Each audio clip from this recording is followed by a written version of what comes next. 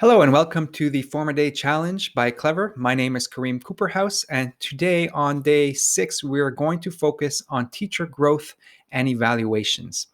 And often these are treated separately. And what we're doing here in this particular demo today is that we're going to showcase how we were able to combine both the growth plans and the evaluation plans, or the appraisals, together in the same process, in the same initiative. And this is important because the growth plan should feed the evaluation plan, and the evaluation plan should reflect the growth plan. And the beauty of using the clevr platform is that you can combine multiple forms, multiple processes into one initiative within clevr. And so let's dive right in. Oftentimes, we are provided with documents, with forms. So here's an example of what the form looked like for the growth plan. This is where the teacher would indicate her goals, her actions, her strategies. And this would be based on the reflection and evaluation components over here in terms of standards. And then based on that, the teacher would then be able to provide a self-reflection, a self-evaluation.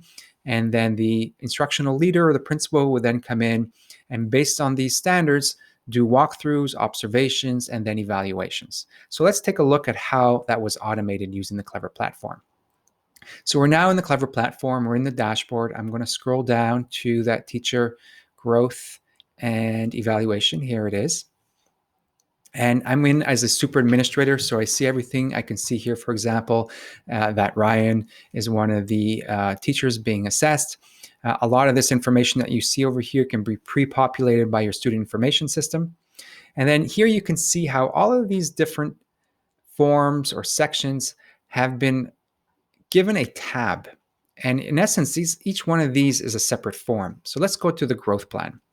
So the growth plan is where I would be able to indicate what goal type. So maybe I'm going to work on my instructional strategies, and maybe it's in progress, and I can put some goal descriptions over here, and then I can identify what standards are these aligned to. Is my goal aligned to? Maybe it's aligned with component A, and you can notice the show high capabilities here, or standards component C, or down here with standard component 2B, and so on and so forth.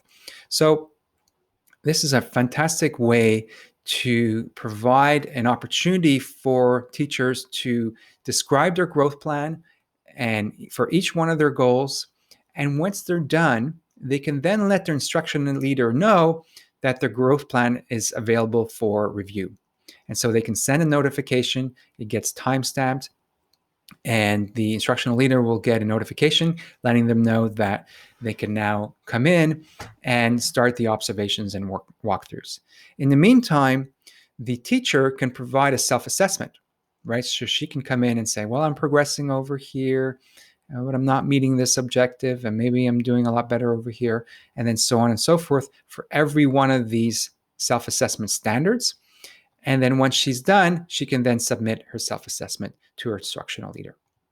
Now the instructional leader comes in and does the observations and walkthroughs. So there's a first observation, followed by a second observation, and then a third observation. But notice that there's a ready to share button. So what happens is that you put in your date of observation, and you're looking, or you're observing the teacher in the classroom, and you want to start putting some comments regarding component 1A. So I have noticed, right? And then so on and so forth.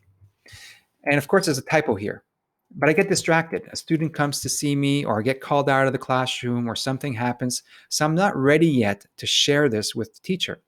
Well, I can come back at any time, do my corrections, add more comments, and so on and so forth. And only then, when I'm ready to share, can I actually share my comments. And by clicking that, I will then send a notification to the teacher to let her know that my comments are available for her to observe or to read. And so I could do this for every one of my observations. And then there's the walkthrough. And the walkthrough is where I would indicate when I went in for the walkthrough, who, the name of the observer, the position, was it a full classroom or short classroom, some comments. And then if I wanted to add another walkthrough, I would do that again, put in a different date, and so on and so forth. So everything gets documented. The next form or tab is the evaluation. So the evaluation is where, and you can see where the self-evaluation has already been pre-populated.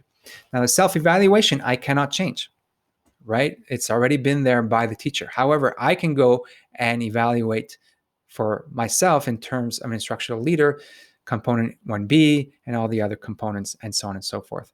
So this is how we manage both form-to-form integration. So you can see that the data that's being put in here in terms of the self-assessment is showing up over here. And we can do that within a form or between different forms within the clevr platform. And then, of course, there's the recommendations that happen at the end, where as a principal, I would put in my recommendations, my date, and if I want some comments. And if some artifacts that I want to share, I'll be able to upload them over here. So this is how we've been able to combine multiple different forms, processes within the initiative of growth and evaluations. And this is a powerful way to keep all the data in one place and make it easily accessible, both for teaching staff and for instructional leaders. I hope you've enjoyed this demo of the clevr platform. Stay tuned tomorrow for our next forum.